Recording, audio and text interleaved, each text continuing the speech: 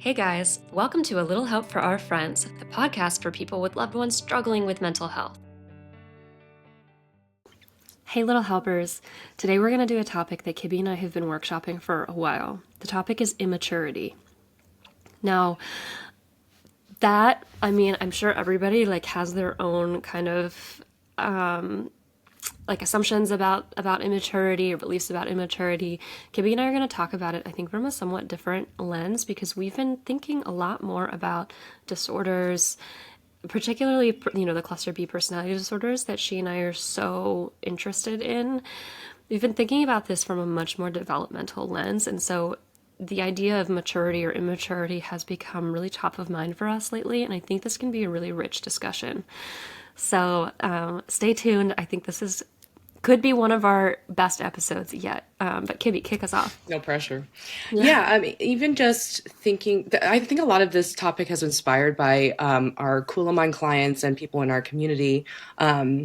Because when someone has a loved one who's immature, and we're talking about emotional immaturity, so we'll explain what that is in a minute. But having a loved one, like a romantic partner or a parent or a sibling that's emotionally immature and explosive or kind of hard to have a healthy relationship with, that's really what Cool of Mind was designed to help. So if any of these topics resonate and you go, oh, I'm really struggling with a loved one who is emotionally immature, and I need more support, just reach out to us, kulamind.com, or there's a link in the show notes where you can book a free consultation call just to chat a little bit more about how we can help. But we basically help people learn how to manage their relationship with that loved one, whether it's learning how to respond when they emotionally explode, or figure out how to set your own boundaries, or find your own sense of self-worth outside of that relationship.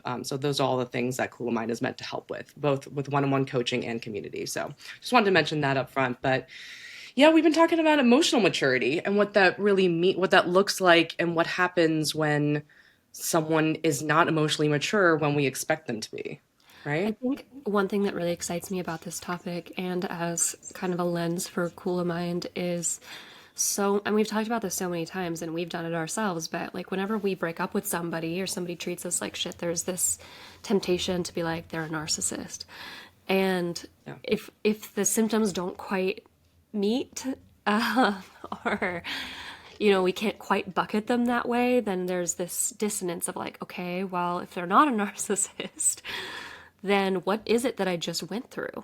Hmm. And I don't think that we need to categorize people as like the monster or not. I think a lot of times what we're actually seeing is just immaturity, or another way to put it is just like a stalled development.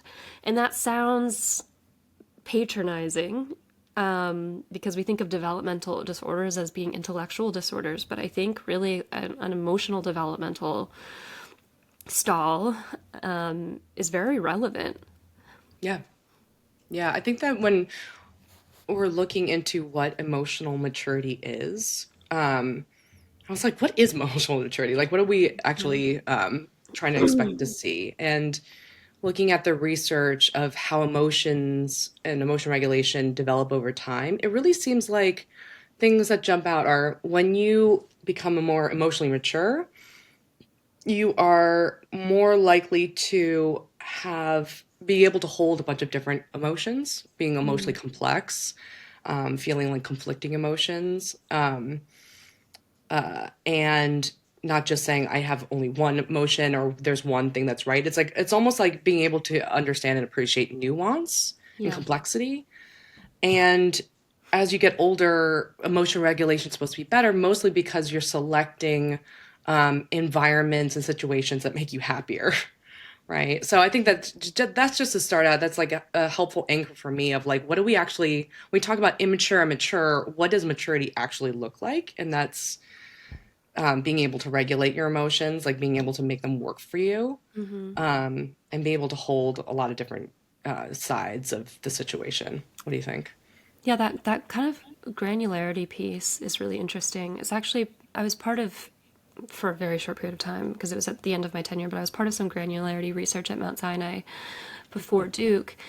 And it's interesting, right? Because that lab focused on BPD and people who are highly emotionally dysregulated. And one of the findings, right, is that there's not a lot of emotional granularity. So people don't get very specific about what their emotion is.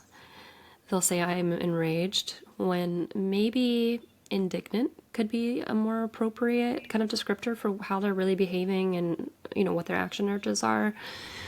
And it would be like, yeah, like one emotion clouds out all the others, right? So I'm enraged. It's like, okay, is that the only thing you're feeling? Or are there actually a lot of different emotional experiences going on at the same time? So that's what you're referring to there, is that part of emotional maturity means understanding that you can have a lot of things going on, a lot of different feelings at the same time.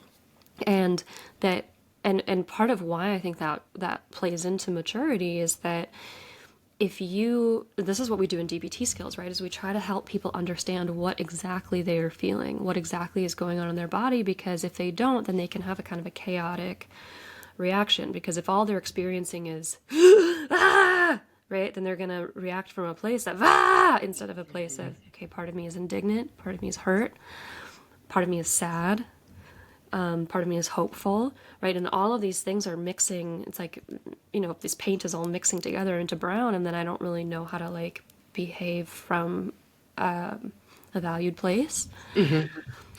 So yeah, I think that's a really interesting part. And then I think another big part is what you and I were talking about before this episode, which is theory of mind. Mm-hmm. So I do think that is an emotional process, but it's slightly different one. Yeah. It's more of a social one. I mean, we were Yeah. talking about how we're reflecting on people who feel immature, like when we go, oh, that's such an immature thing to do or say. And what that tends to look like is very self-focused. Mm-hmm. And it makes more sense when I'm watching my son grow up, right, from being a toddler. It's like when they're that young, their emotion and their mind is the only thing that exists, right? Mm-hmm. They have a need, they're screaming, and then they're just waiting to see if that need is met, right? Mm-hmm. And it when they develop theory of mind, when they develop an idea that they have a mind but other people have minds too, then it becomes like, oh wait, I have a need, but then someone else has other needs Yeah. and maybe even limitations, right? And so when I scream out like I'm hungry, I'm angry, I'm blah blah blah, that other person might not respond right away, or they might Mm-hmm. not respond in the way that you want them to. And so you have to learn, like, okay, I have this need, but that other person has another need. Yeah. And there are people who grow up without really encoding that, without really, saying, like, I have a need and I cannot believe that people aren't meeting that need right away. And so it Right. looks like, I mean, it is very self-focused because when we're, expecting someone to quote grow up, we're expecting them to understand that everyone has different needs and it's about all of us like collaborating together to like equally meet the needs, or like to understand that there's multiple factors at play, where immaturity is like there's only one what I want and whether Yeah. I get it or not. Yeah, it's a social process that has an emotional development component, because so like Winnicott would say that, like baby comes out, it's not like the baby comes out as like a self-focused, well, yeah, the baby comes out as a self-focused terrorist, but that's not encoded into their adulthood, right? Like, but what happens is they have this experience of, when I have a need, I ask for it and then it's met. And if it's not met, there's hell to pay. But over time, right, like they have to learn that whether or not there's hell to pay, they're still not going to get that need met right away. Like if they're hungry, well, their mom might not be home. Their mom might be sleeping. They might have to wait just a little bit. And when they're waiting just that little bit, over time they become habituated to it. They get used to it. And they realize, like, okay, I actually can regulate my way through not getting what I want right away. You have some babies who the mother, father, whatever, can't stand the emotion, and they just immediately come in to meet the need. Immediately, immediately, immediately. And the child never learns delayed gratification, emotion regulation. And so over time, their world schema is just like, when I have a need, I get it met. and they get older and older and older without learning how to regulate that. And then we have That's Donald Trump. that's really interesting too, because I was just thinking about like how does attachment like what does a healthy parent do, right? Like, Mm-hmm. and when we think about it, if they meet it right away, if they meet all the needs of the kids, never say no, always say yes, meet them, like they become narcissistic, right? That's like what Yeah. this research shows. If you're overly permissive, that kid might grow up to be immature in the way that like why don't I get everything I want? Right. But then there might be the other way of if they don't, if that baby learns that I'm crying and no one is ever going to bring me what I need, Mm-hmm. that's going to create something different, right? Maybe like an avoidant attachment, right? So I guess And it's they can like, also create a narcissist, but in a different but pathway. yeah, yeah, it might be just be like like a parent, like a healthy development involves like you're not going to get everything when you need right away, but like Mhm. there's someone there who's going to try their best and they Right. love you and they're going to, often, more often than not, keep you safe and healthy and meet your needs, but not all the time. Yeah, So I mean, having that balance, right? well, the parent is a mentor in many ways. The parent is a shepherd through life, and keeping your child safe doesn't mean meeting its stated needs all the time. Like the parent has to have an outlook for like what does my child need to survive in this world, and delayed gratification and regulating frustration is part of that. Hmm. And so parents have to be able to say, I'm going to give you what you ultimately need, but that doesn't mean I'm going to give you what you are asking for. Hmm. Hmm. And and I'm also going to give you a lot of what you ask for if I can, but I have to allow you to function through that frustration. Hmm. And if I give you nothing of what you're asking for, well, then yeah, you're right. That's different circuitry, right? That's going to cause a lot of anxiety, a lot of learned helplessness, a lot of no matter what I do, I can't get my needs met, and my care figure doesn't seem to respond to me, and that's a Yeah. whole other circuitry. Yeah. Yeah. Then there's like the really tricky balance, keeping that balance of giving them what they need, but not all the time, right? In Mm-hmm. like reasonable ways.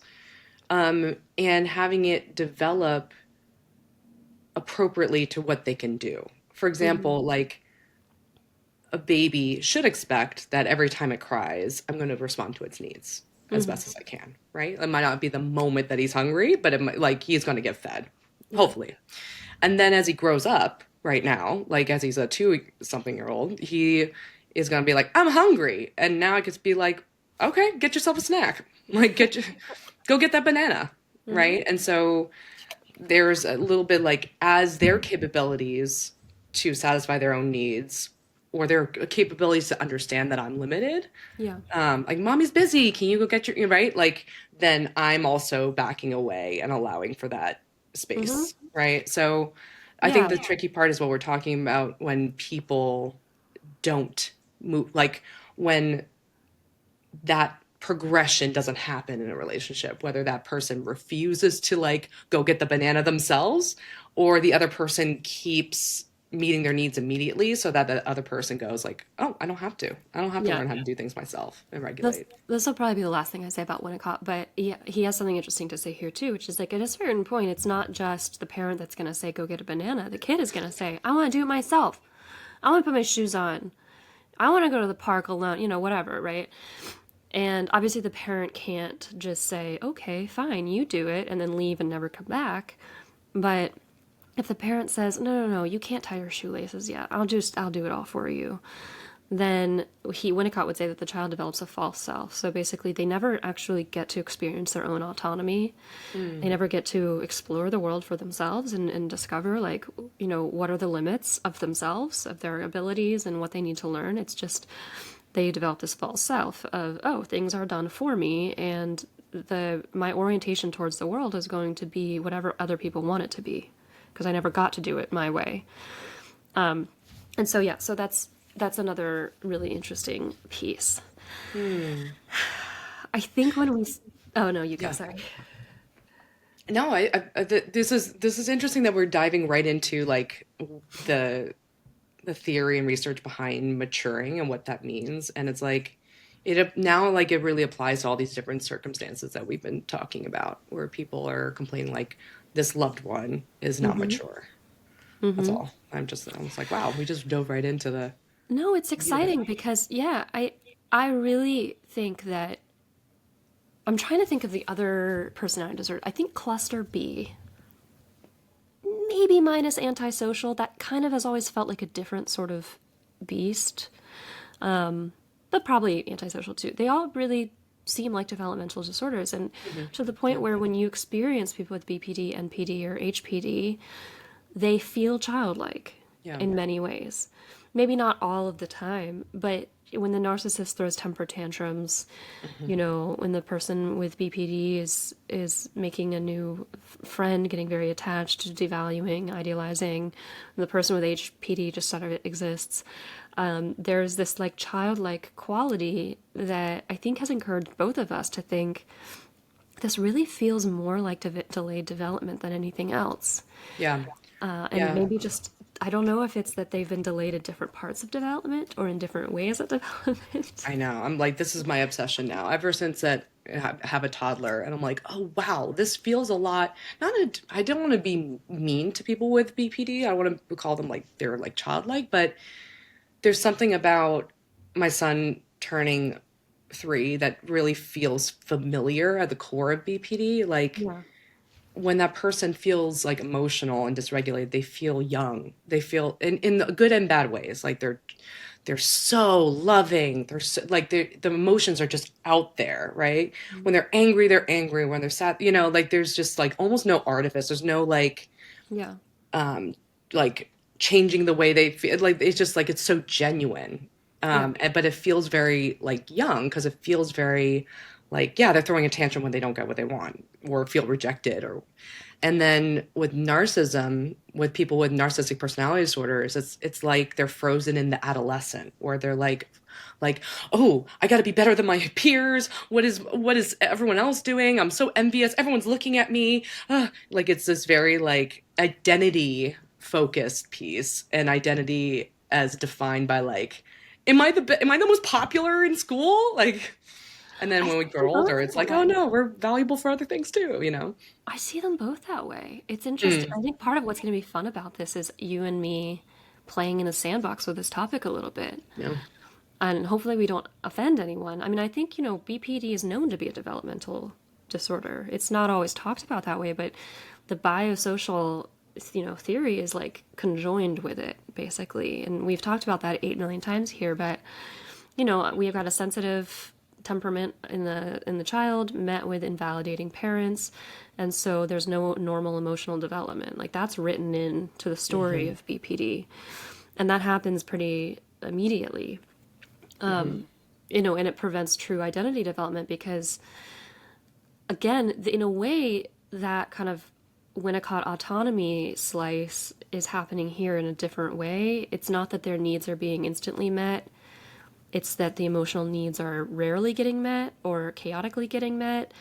And so development of coherence is very difficult. Hmm. And identity is coherent, right? It's like, what is coherent in me Hmm. that I can latch onto and say, this is me? Hmm. And if that's lacking, then we've already got disrupted development. I think theory of mind becomes really interesting with BPD.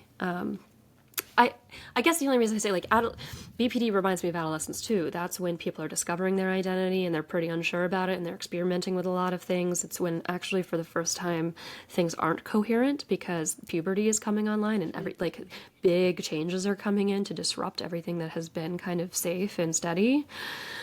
And then with narcissism, yeah, it's like in a way there's something about adolescence that fits because it's the development of the social identity that feels stalled with narcissism, but that narcissistic temper tantrum feels really young to me, like 2 years old. Yeah. Yeah. I mean, have you ever seen an adolescent throw a temper tantrum? Very True. similar. I mean, I guess what Yeah. we're talking about is like to try to bring it back to like our experience of loved ones with immaturity. Mm-hmm. There's different levels, that different areas that they could be immature, right? There's the emotional maturity, where emotional immaturity kind of looks like, if you have a loved one who, if they're upset, they get really upset and it's like explosion, and like they can't even control or manage the way it's expressed. Yeah. So they're like really, really upset. Almost like, sometimes when they cry or they get upset, it almost looks like childlike, where it's like sobbing and Fetal position. yeah, yeah, like almost like I'm not even I'm not even managing or like trying to hold it in. It's like all out there. And it's like that black and white thinking, like all good, all bad. Mm-hmm. I get what I want, I don't get what I want. Mm-hmm. Right? Like this is good, or this is a bad person, and this is a good person, right? So Yeah. kind of like the very simplistic, I'm having emotion and I want needs and a lot, right? And then there's like that identity piece, which comes later, which is like, okay, now who am I? Yeah. Like who am I in relation to other people?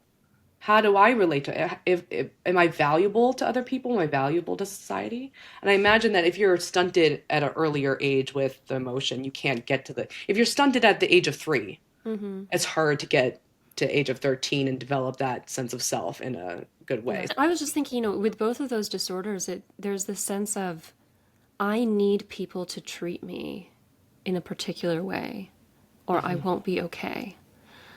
And I think for the emotionally mature person, it's a very different story. It's I want people to treat me in a particular way. If they don't, I'll know what to do about it. Hmm.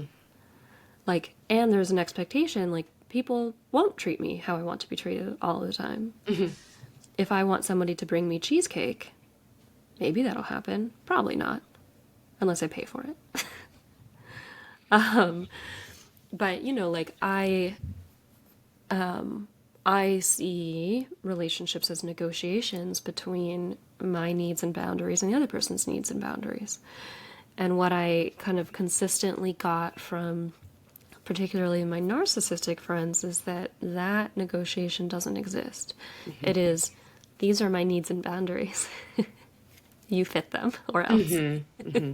Yeah. Yeah. And Yeah. that's So entitlement, but entitlement is also immaturity, right? It's not necessarily like you're a bad person, it might just be you're an undeveloped person. yeah. Because there's something about if you don't get your needs met by another person, then that feels really bad to you. And Hmm. well, what does that remind you of? Yeah. Childhood.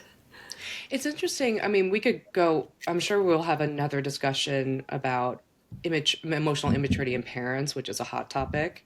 Hmm. Um, or we could talk about today the, how emotional immaturity shows up in dating, just because we Hmm. have a we have a listener, a fan who reached out to us describing a situation with her partner and her boyfriend, who's she like said he was great in so many ways, like that he's respectful, he's kind, he's, like they have a good relationship, but she got a sense that he's just like, she described it as like a young soul, while she feels like an old soul. Hmm. And she was saying that, and I was describing like, what did that look like? Well, she was like, well, she would be affectionate to him or kind of look at him, and he would be like, what are you doing? And she was like, oh, does this make you feel vulnerable? And he was like, oh, it's just weird. So he kind of brushes off some of her emotional expressions, but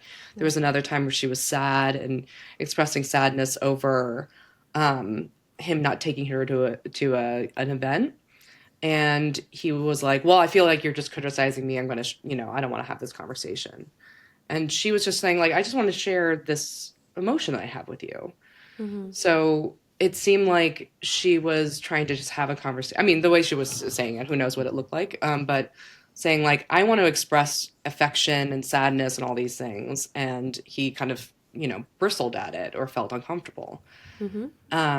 And she described also then feeling like he was immature, but not really pinpointing it. And then when she met someone and just had an interaction with someone, with a man who was like, it felt more mature, he was older. She was like, wow, I felt like a woman around him. Hmm. Like nothing bad happened, but she's just like she was like, oh wow, this is what it feels like to be around a person who is more mature. Hmm. So what do you think about that? Where how immaturity can show up in like a relationship like that? And what that looks Um, like? Because it's I not think always bad, right? We're talking about like temper tantrums, but you know, immaturity could like be like, oh yeah, I feel like looking back, like there's so many boyfriends, you know, where I was immature, they were immature, you know. yeah.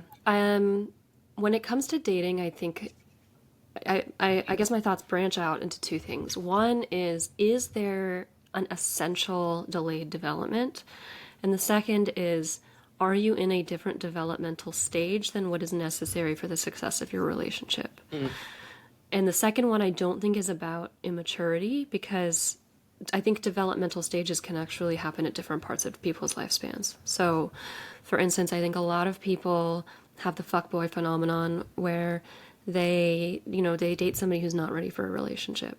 That doesn't mean that that person is developmentally delayed. It could mean that their value system is elsewhere. They value currently in their life different things, exploration, whatever. I've talked about that before. And I think that that causes a lot of problems because what you're getting isn't necessarily immaturity. What you're getting is a values conflict where mm, your needs do not meet the value needs of the other person. mhm. And so that I think is when like fuckboys and girls will be unserious towards you, won't take your needs into account as much, will play games, etc. And there might be like elements of actual immaturity within that, but I think that's a different beast. But I think people encounter that a lot, and then they're like, that guy was a narcissist. When in reality, it's like Right. no, that person just is off doing their own thing. Yeah, they just don't want what you And want. you were Like you shrapnel. want a Yeah, commitment, you want a type of commitment, and they are not like they don't want that or they're not ready for that. And right, who knows if that means a maturity overall, you know, right, like if they're or they just don't want to commit right now, right? right, right, And it's like so easy to be like they're just immature, they're narcissists, right? But it's like they just might not want the same things as you do at that time. right. It might not actually like communicate that in an effective way. So, Right. And so that's where there may be elements of immaturity, but that also might be more like they are being told by their culture and society that what they should be doing is being in a relationship, but actually they don't. And so then there's a values conflict about it, and that's very confusing. And they're reacting from a place of confusion. hmm And in that, I think it is just something you grow out of or age out of, but it's not a developmental wound or delay. mm-hmm. Yeah. Okay, so then when we're talking about a developmental like delay, and we don't know which this is, by the way, in this story. We don't know exactly what's going on, but there's something about her needs and emotions that feels threatening to this guy hmm to where he continuously needs to shut them down, not understanding that that's going to have long-term consequences for him. And that could be for a number of different reasons, but this is when like theory of mind I think is really important as well, is like what does he is he misunderstanding her, or is he flat out unwilling to mentalize because he might find if he mentalizes that her perspective is going to make him uncomfortable or have needs that aren't met or something like that. hmm And so he's consistently blocking her emotional expression. And that is going to lead her feeling uncared for and probably like she is the mother in the relationship. hmm And then when another man comes and says, express, I want to hear it, I want to hold it, then she's no longer going to feel like the mother in the relationship. She's going to feel like a quote unquote woman. Some people will actually say, and I feel girlish because I've got someone taking care of me. hmm But it's girlish in a sexual, like a good way. like a hot way. Yeah. Yeah, I remember one boyfriend who was pretty immature. He was very, and like I say this, and he was still really nice in some ways. He was a little racist, but it was German boyfriend, so a little racist.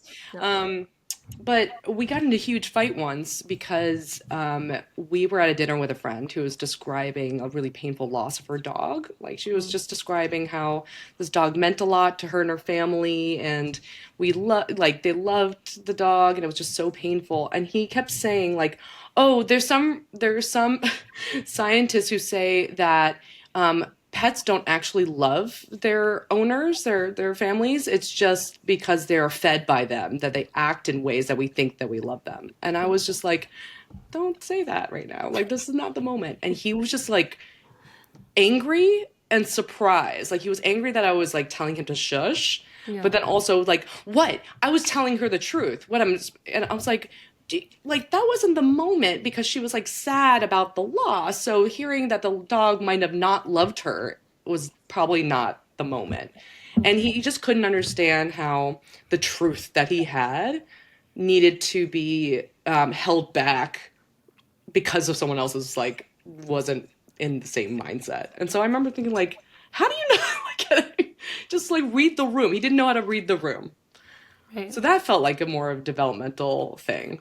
I Yeah. don't know. And we do talk about social development too. I mean, and social maturity and social development as well. And yeah, I mean, all these things are so interconnected. I think, when you are able to properly mentalize, then then a few things happen. One is that you realize that your needs are at odds with other people's. Hmm. And that's threatening, right? It means you won't get your needs met. And another thing is that you're going to find that other people have different worldviews than you. And that can also be threatening because the assumptions by which you've been living your life are less secure. Hmm. And both of those entail emotion regulation in order to accept. So, and theory of mind is required for social development and maturity. And so all of these things are interconnected. Hmm. So if you can't regulate your emotions very well, then mentalizing or empathizing, perspective taking is going to be a threatening prospect. Hmm. Hmm. And Yeah. if you can't mentalize properly, you're going to be in situations all the time where you need to regulate your emotions because your needs aren't going to be met and you won't understand why. Hmm. Yeah. If you don't get that you need to respect that other person, their Mm, needs, their limits, their requests, their, whatever, their resources, and what you need to do in order to get them to respond to you, then you're constantly like, I'm upset because like I just come in expecting for you to just like right. it should be all about me. It should be all about my needs, and it's not. And that's not okay, Yeah. right? I mean, I think that this might be why that women tend to be more emotionally mature Hmm. and um, complain about this in dating, that there's more immature men than there are mature men, because maybe because women are socialized to think about other people's needs way Hmm. earlier, right? Like it's Hmm. they're able to, but they're kind of told maybe over time like, oh no, like be respectful to this person or help this person out, or you're going to have a baby at someday where you have to take care of something and give your body and energy to like another human being. And men are raised, socialized more often to be like, go and find your dreams, be the powerful one. It should be about you, Hmm. and how you're better than everyone, right? Like, so they grow up kind of being like, there's no limitation. There's no like other people's needs. It's mine. And mine's most important. And like now that I've found you and I want you to be my wife and girlfriend or whatever, Yeah. you get the privilege of satisfying my needs. Yeah, I'm baking this thought as we speak. But women they are socialized to think about other people's perspective and emotions a lot. But also we are trained to regulate the relationship wrecking emotions and Mm. to express the relationship eliciting emotions. So, I mean, like tears and anger both elicit need, like elicit responses from other people that meet our needs. But one of those tends to secure a relationship, and one of those tends to push away the relationship. Interesting. Okay. So anger gets your needs met in the short run, in the short term, but often does not in the long term, and that's what men are socialized to go for. Tears are meant to secure your needs in the short term and the long term, because the person wants to come, the other person wants to come closer and comfort you, and they don't experience themselves as being pushed away, villainized, encroached upon. You know, they experience you as soft and, you know, doe-eyed and sweet, etc. So I don't know if that, you know, plays in where, you know, women, and obviously it erodes actually the woman over time, because then they never get to be angry. But Mm-hmm. it's kind of like the emotional experience they get to have takes into account the other person as well, Mm-hmm. in a way that like a Mm-hmm. man's emotion doesn't. Yeah, it's what we talk about with emotion regulation. It's like if emotion is a signal of a need, and the way we express it is going to try to satisfy that need, we're going to change the way we express it to satisfy that need. So if I'm angry, if I need protection, I can puff up and be like, "Yeah, I'm the best," and you could go, you know, whatever, and fight. But I could also cry and be like, "I need you to recognize and you know, whatever." And so I'm going to do over time what works to Right. satisfy that need. Women tend to be the more emotionally mature ones, because we've Uh-huh. been socialized to take into account other people's needs. And I was just adding an emotional element where like we also are taught to regulate, well, regulate all of our emotions, but particularly the ones that push people away. So even the emotional experiences Uh-huh. that we Yeah. get to express more clearly also take into account the other person's emotional experience and tend to secure relationships more. So women tend to be in relationship more than men do. Yeah. Yeah. Our priority is a little bit more, our socialization is more about collaboration and keeping relationships and maintaining them. So we're going to learn how to mentalize, think about other people's thoughts and feelings more than people who are not socialized like that, like men. So yeah, it's just, do you remember any glaring signs of emotional immaturity in your dating life, or either in yourself or Do someone I? else? One glaringly obvious one is when I had a partner who constantly smoked weed and acted very bizarrely when he smoked weed, and it was unattractive to me, and it had social cost that I He was was really not worried. boyish when he was high. It was very like like even vocally, it was very like you know. Yeah, his nasally quality is really off-putting, really off-putting. And I would say, please don't do this drug in front of me. On your own time, whatever you want. Please do not do it in front of me. And he was like, well, if I can't do my medicines, then you can't do your medicines. So you can't take Lexapro. Lexapro makes me more pleasant to be around, and weed makes you less pleasant to be around. He's like, well, I don't like it when you use your ADHD meds. That makes you less pleasant to be around, so you have to stop those. It's like, okay. the In his mind, and this was set up in so many different places, you know, if I had a reaction, he had to have an equal and opposite reaction. Actually, an unequal and opposite reaction. You know, everything had to be quote unquote fair, and that is the not the definition of immaturity, but it's such a clear example of immaturity when people are obsessed with fairness, because that is not how the world works. It's just not. So, you know, I had this is why I love the DBT rule of effectiveness. This is my favorite of the mindfulness, how to be mindful. It's like, do you want things to be fair, or do you want to get what you ultimately want? If what he ultimately wanted was sex, attraction, love, and affection, then he should stop smoking weed and not make it a fairness game where then I have to go off my medications, because that's the only thing he could come up with, because I didn't do drugs.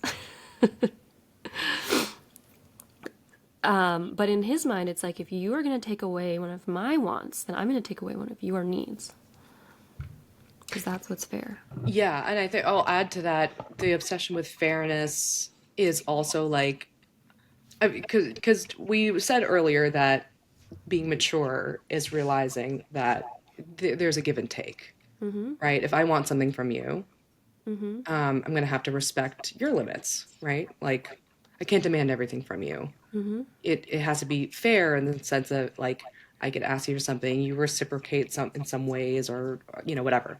Mm-hmm. But it's immature to think that there's only one form of fairness, which is Mm-hmm. that they get what they want. And if they don't get what they want, then there should be some retaliation, right? There Right. should be the other person is either something taken away. Whereas like there's a different sense of fairness for you, right? Like Mm-hmm. here's what you that boyfriend you're talking about wanted to be able to smoke weed Mm-hmm. all the time, be able to act the way he was, which is when he was upset, he was very boyish about it and like whiny and pouty. And Mm-hmm. for you to still find him sexually attractive Yeah. and, and not be put off by it. So Yeah. he can do everything he wants and you have to respond in the way that he would like. There should be no consequence. Right. That's it. The kind of lack of accountability. There's no, I'm going to act the way I want to, and everyone should just be happy with it. Yeah. Right. That's Yeah. the fair in their mind, which is not fair in our minds.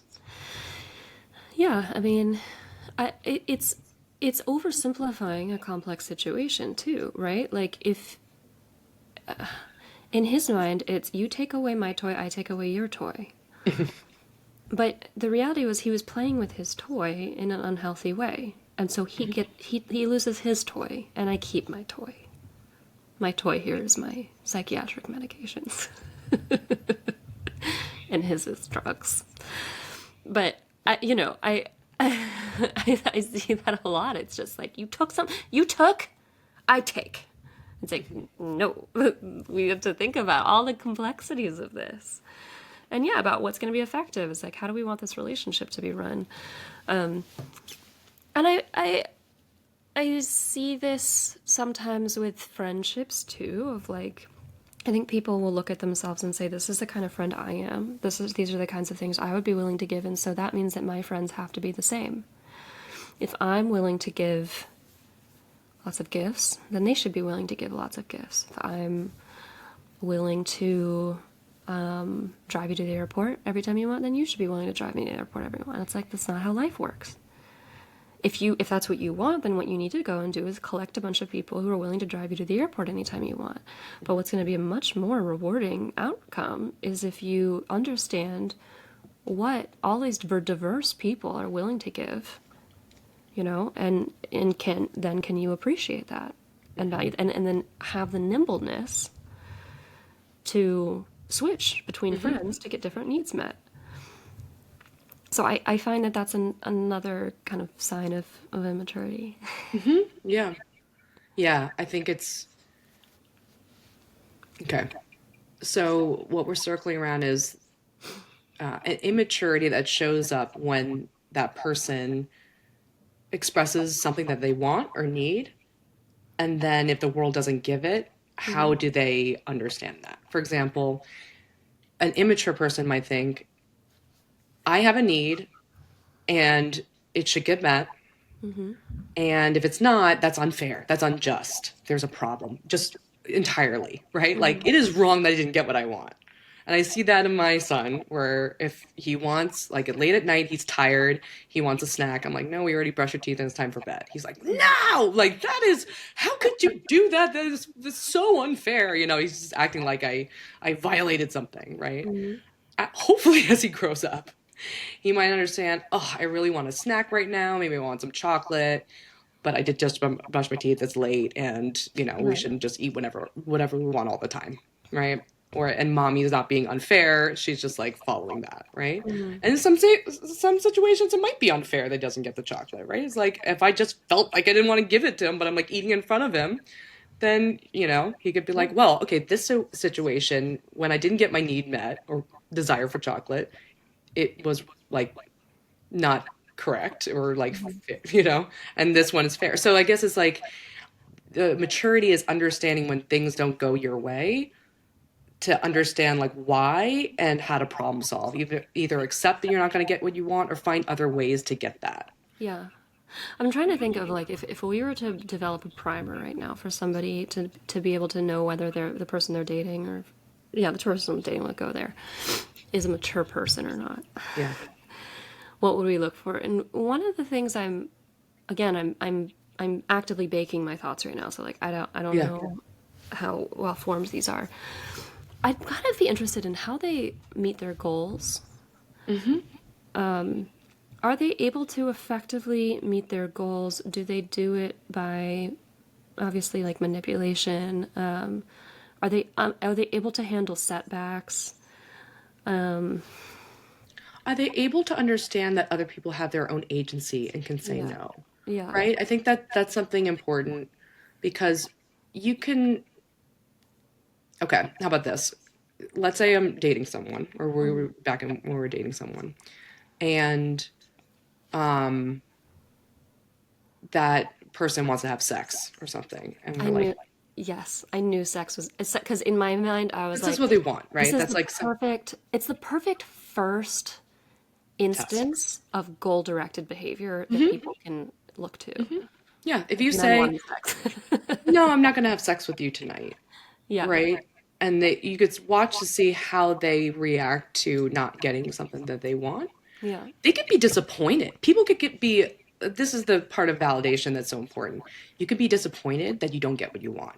I hmm feel that all the time, right? Like I want hmm something, I want chocolate, and I don't get it. It's like, oh, bummer, right? yeah, But then how do they act? Do they act like it's that you're a person who has the right to say no, who has their own mind, has their own ability to control? Like if I say, no, thank you, I don't want to have sex tonight, and they go, oh, that sucks. Okay, I understand. And they go home, they're really like upset about it. Okay. hmm Or they go, why not? You should. I did that. Like if they act like this is totally unjust and it's not right for you to say no to them, yeah, okay, that's one sign. And you just have to watch that happening across. Like, do they throw a temper tantrum when they don't get what they want? yeah. Actually, it's interesting because I'm gonna make a, I'm gonna make an argument for why women should let men buy them dinner. This is a little bit convoluted, questionable. Go for it. Okay, what often happens is that a man buys a woman dinner and then he acts entitled to sex. And what you have there is a fairness trap. Yet again, the man is showing you what he cares about is fairness. I gave you your toy, now I get my toy. And that is a sign of definite immaturity. Like, if a man thinks that treating somebody well or paying for something means that the other person owes them their body and their intimacy, you know, then that is a very big, like, mistaken one to one. It's, it's, it's it's the medicine and the weed again, you know. It's I have to give up the thing I want, so you should have to give up the thing you want, even though the thing I want is something that I'm using in an unhealthy way, and the thing you want, you're something you need and you're using it in a healthy way. In this, it's like, because I gave you money, which is just money, but it dinged me a little bit, hurt my wallet a little bit to do that, then you have to owe me the thing that I decided was worth that money. Hmm. I decided that, not you. And now you have to give it to me or I'm going to be a dick. I don't know if that makes any sense. Yeah, and I think that what that shows is what does that dinner get you? Right. What did him paying that dinner or her paying that dinner? What does that get that other person? Well, hmm if they're stuck in, I pay for dinner, and that is my payment for sex. Like hmm that's the transaction. I pay dinner, you sex. Right? um, but the other side, the woman in the situation, or whatever the other partner might be like, no, no, no, that dinner is, let's say, your contribution payment for like getting to know me and demonstrating willingness to be committed, willingness hmm to provide for me, willingness to be generous in, so I could evaluate whether we should be together in a more serious way, right? Like this is like, oh, no, no, the dinner is part of my you know my need to get a long-term relationship, hmm right? So it's like they're under different expectations for what that dinner gets them. And if the man is like, well, I can't even believe that the thing that I wanted, the way and the payment that I thought I'd get didn't get me what I wanted, Huh. right? Versus like, oh, we want different things right now.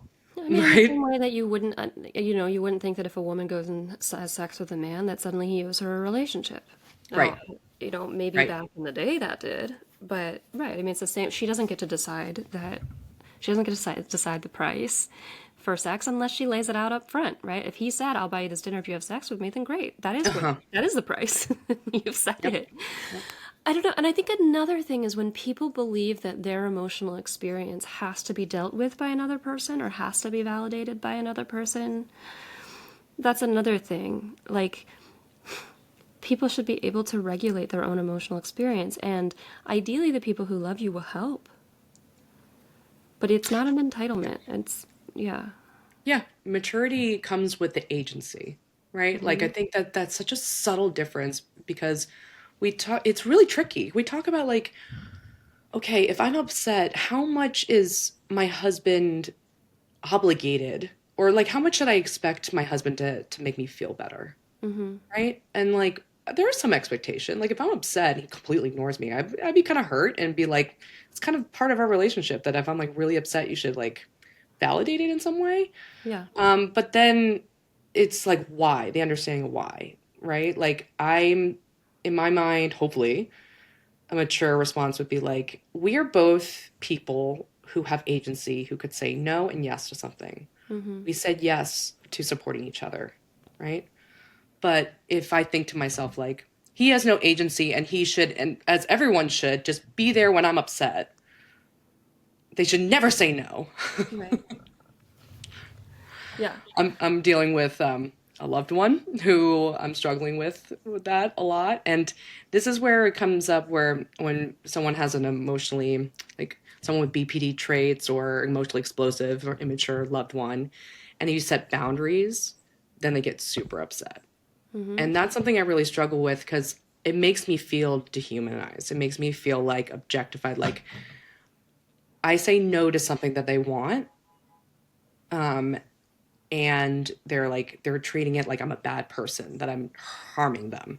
Yeah. And it hurts my feelings because it's like, and they're like yelling at me. They're saying like, "How could you do this to me?" I'm like, what about me and what I needed? Like I said no to certain things because to this loved one because I was going through I am going through cancer treatment and there's things I can't do. Yeah. There's things that I don't have capacity for. And me saying no is asserting like my agency and saying like I have needs and I could say no to something that you want. And you could be disappointed, but like understand why I can't give you what you want. And the other person's like, it's just unjust that you're not responding to everything I want. Here's the thing. I think the reason we're calling what we're really dancing around is entitlement. And I think the reason we're calling this a developmental problem is not that it's not that somebody who is entitled is just a designated bad person who thinks ill of others. I think the problem with entitlement is that the person who is entitled truly doesn't know how, they don't have the agency themselves. They don't know how to deal with that situation themselves. Mm. So when somebody says, you have to meet my needs, it's because they can't meet their needs Mm. otherwise. Or at Mhm. least they believe that. And so they're in their own bind, right? Like if I say you have to validate my emotions, you have to help me with this. It's because I don't believe I can do it myself. Mm. Interesting. You need to meet my need. You need to have sex. I can't have sex by myself. I don't know how that one works, but it's like, and this is where emotion regulation comes in again, right? Is that like if you don't have matured emotion regulation, then you are going to come across as entitled because you are constantly going to be seeking it from other people, and when they don't give it to you, you're going to be thrown into a state of desperation, Hmm. and that's Yeah, I going to think come across as entitled. that's a really good point. Yeah, to not be, yeah. And it just makes like when you picture like what it makes sense for a kid, like Mm-hmm. young kid versus an adult, like that kid can't regulate like can't meet all of his needs on his own. And Right. it makes sense for him to feel entitled to having me feed him, breastfeed Mm-hmm. him, right? Um, and then there is this sense of like unconditional love that feels like nice but like immature. Like he can storm and flip, do this, and I'll still love him and be there. But then to expect that when he's older, like to storm and thrash around and yell and throw things, and the person sticks around, that seems immature. That's like Yeah, what you get when you're a 2 year old. And I'm yeah. sorry if you didn't get that when you're a 2 year old, but like if you're in adult relationships, you can't act everything you want and get everything you need. And this is the bind that cluster B is in, is they didn't get it, and now they can't do it alone, or they don't believe they can do it alone. And the problem is that other people are not going to give it to them. They're just not. At least not for very long. And so then what do? Well, hopefully they go to DBT and they get reparenting and they learn how to do it again with a therapist. They learn how to do it for the first time.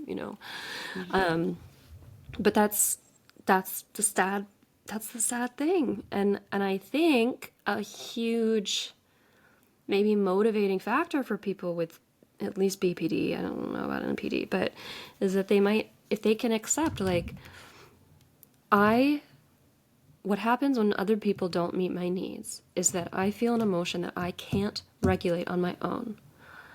And then I demand other people do it because it's the only way I can regulate. They're not going to do it. They're just not. And I have to find another way. And the other way is treatment. Or the other way could be other healthy or unhealthy mechanisms of like drinking or drugs or something like Right. that. Right. Yeah. So you could opt for unhealthy mechanisms, or you could leapfrog from person to person until they get burnt out. But those are the options, and I think a lot of immature people aren't going to accept that other people flat out won't meet their needs because, and they're not gonna even do the mentalization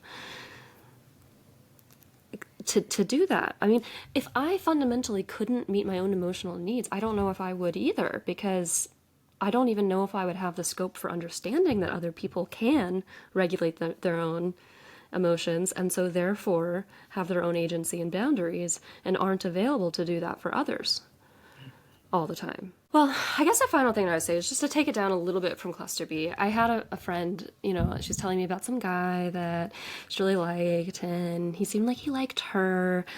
And he like drove 3 hours to visit her, and they were hanging out, but she still didn't know if he liked her, but she was like pretty positive, like who would do that, right? So she texted him after that and was like, hey, I just like really wanted to let you know that I like you, and yada yada yada, right? And he's like, oh, I'm sorry, I have a girlfriend. And then to me she was like, but doesn't it seem like he likes me? I was like, it doesn't matter, he's undeveloped. Like, whether this kind of behavior, look for maturity or immaturity. I think that'll serve you better than does he or does he not like me, or is he not a jerk, right? It's like somebody who drives 3 hours away from their own relationship to visit you, flirts, never talks once about your relationship, but then acts surprised when you say you like them. That is immaturity in action, Yeah. right? And so I think, like, whether cluster B or not, it can be very helpful to you out in the dating world to just ask yourself, am I encountering a mature person? And if I'm not, is it going to be worth me mothering them or waiting until they develop to have a good relationship? And we're saying the way to test that is see what happens when they have to deal with a conflict between their wants and needs and someone else's, like yours, wants and needs, and see what Yeah. they do with it. Like they could be disappointed, but do they act like they don't even register that someone else can have a different need or want? Mm-hmm. Or like that he doesn't, that example you gave, like didn't register that those behaviors, like driving to see her or whatever, can give her the impression that he's interested, right? If the other equation is not even, if the other mind in the equation is not even entering it, then that's immaturity because Yeah. he's not even thinking about that there's multiple minds going on. Yeah. And I think you can look for, I think that's the number one thing I would look for is, is this person holding multiple perspectives at one time? and demonstrating that. How is this person meeting their goals? Does this person have emotional granularity? That's what we talked about at the Yeah. start of the episode, right? And the Can whole they talk nuance and about, complexity. Yeah. yeah, can they talk about having multiple emotions at the same time, and can they pinpoint how what do they do with their emotions? But I don't think you need to pathologize. I think you can just say that this person is in a different developmental phase, and that's not going to be fun to be with. Yeah. I think that's all I have to say. I think that's great. Okay. Yeah. I think at some point we could talk about how emotional maturity shows up in parents, because I know that like a lot of people are interested in that. We're mostly been talking about like emotional maturity and dating, and like peers, but like what happens when you're raised by someone who's supposed to teach you maturity and they're not mature themselves. I think that's a very painful, that's even more of a painful situation sometimes. So Yeah. very cool. Alrighty. Well, if you guys want to hold multiple perspectives at the same time, and give us a 5-star rating on Apple Podcasts and Spotify, we would love it. And we'll see you next week. By accessing this podcast, I acknowledge that the hosts of this podcast make no warranty, guarantee, or representation as to the accuracy or sufficiency of the information featured in this podcast. The information, opinions, and recommendations presented in this podcast are for general information only, and any reliance on the information provided in this podcast is done at your own risk. This podcast and any and all content or services available on or through this podcast are provided for general, non-commercial informational purposes only and do not constitute the practice of medical or any other professional judgment, advice, diagnosis, or treatment, and should not be considered or used as a substitute for the independent professional judgment, advice, diagnosis, or treatment of a duly licensed and qualified healthcare provider. In case of a medical emergency, you should immediately call 911. The hosts do not endorse, approve, recommend, or certify any information, product, process, service, or organization presented or mentioned in this podcast, and information from this podcast should not be referenced in any way to imply such approval or endorsement.